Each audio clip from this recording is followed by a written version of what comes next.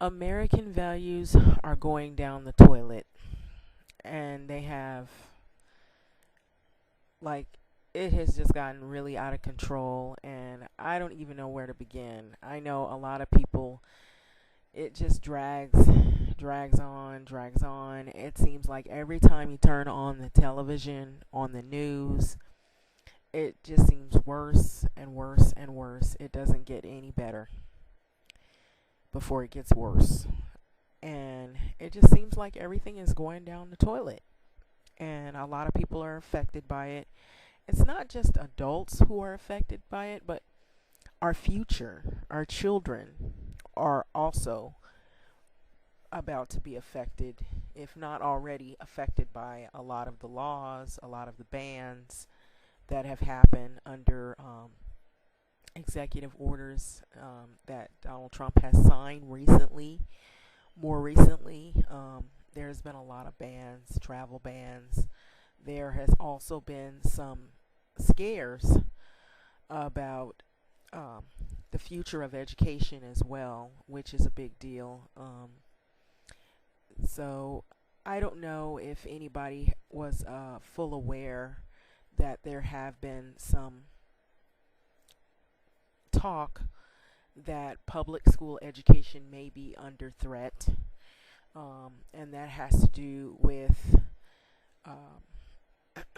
some recent comment that was made by Devos, and I guess I'll get into that a little later, but I was also looking at the disturbing video of Elizabeth Warren, and she tried to read a piece from Coretta Scott King, and she was rudely interrupted during a meeting, and it was just really sad. It was sad. It was Elizabeth Warren who was silenced, and it was during a meeting.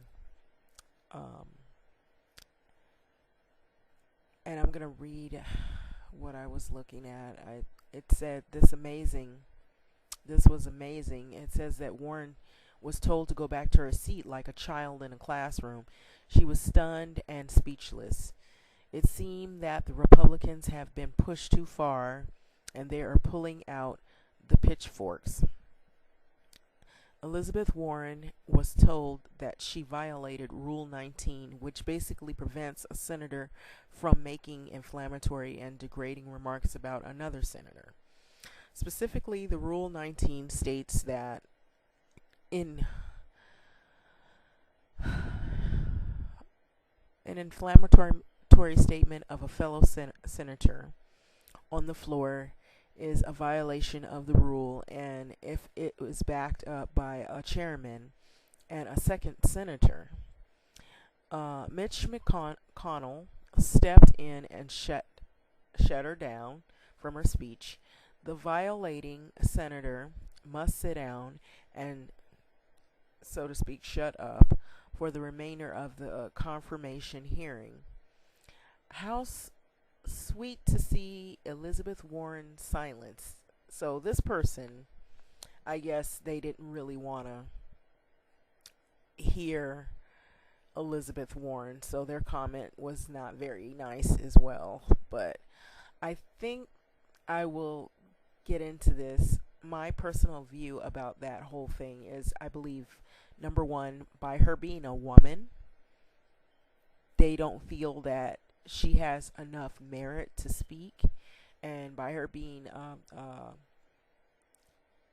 a woman talking about historical rights of people of color and just people in general, the rights of individuals, people's civil rights, and having more empathy and showing of more compassion is something that obviously these people were not really wanting to hear. They didn't want to hear it at all, and I think the main reason here is you have a lot of male egos, and they just did not want to hear a woman speak. They just wanted to totally shut her down.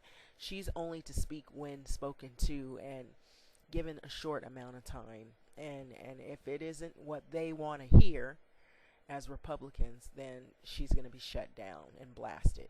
So I feel that's where that whole thing came from, and I feel that's the whole crust of where the woman hating comes in, and the feminist bashing.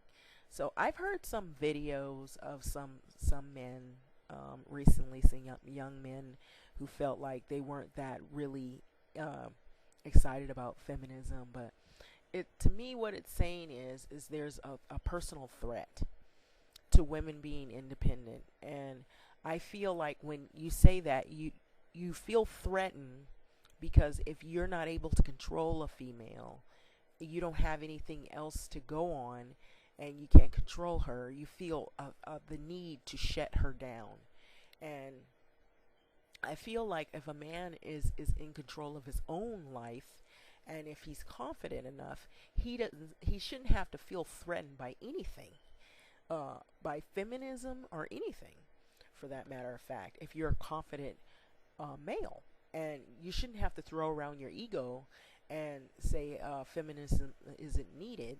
I would think you would want to be involved with someone, or you'd want to be around someone who has some scruples and can use her brain and do more than open her legs. And that's just my personal feelings. But this is a glimpse of the cabinet of Donald Trump. It could have changed. And at the bottom you see Betsy Devos. So it's a lot of disturbing things happening, but I just wanted to put that in there and add my piece. I will have more about Devos later on, but I think people need to really read the articles about this woman in education.